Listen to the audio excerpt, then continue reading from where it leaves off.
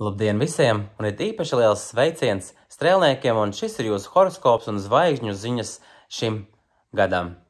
Emocijas, dažādi bloki un pārdzīvojumi liek mūs uzkavēties sastrēgumā.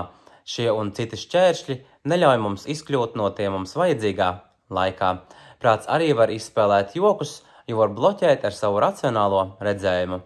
Tad arī nerodas skaidra bilde, kāds būtu labākais risinājums. Skats uz nākotni var būt kā miglā tīts. Šeit noderēs arī pārbaudīt informāciju vismaz 2 reizes, pirms pieņemt kādu lēmumu. Pievērs arī uzmanību mēnesi fāzēm un izvēlies labāko rīcības laiku. Bieži vien jau nezināmais biedē, tomēr svarīgi ir izanalizēt, vai kādā jautājumā nav radušās kādas ilūzijas.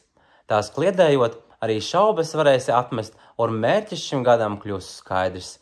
Atstāja arī pagātnes notikumus vaļā, kas pavērs uzreiz pavisam citu skatu uz apkārt notiekošo. Centies meklēt jaunus maršrutus, ja līdzšinējais rāda, ka ceļa priekšā ir slēgta satiksme.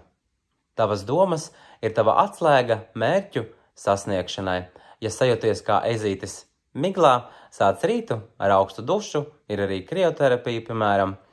Centies sevi nekritizēt par daudz, tas ir veselīgi tikai līdz noteiktai robežai. Radi pats savu dzīves scenāriju, kas būs labāks nekā TV ekrānos redzamie un atbildīs tavām sajūtām. Lai izdevies un laimīgs šis gads. Paldies visiem! Atā! Čau, čau!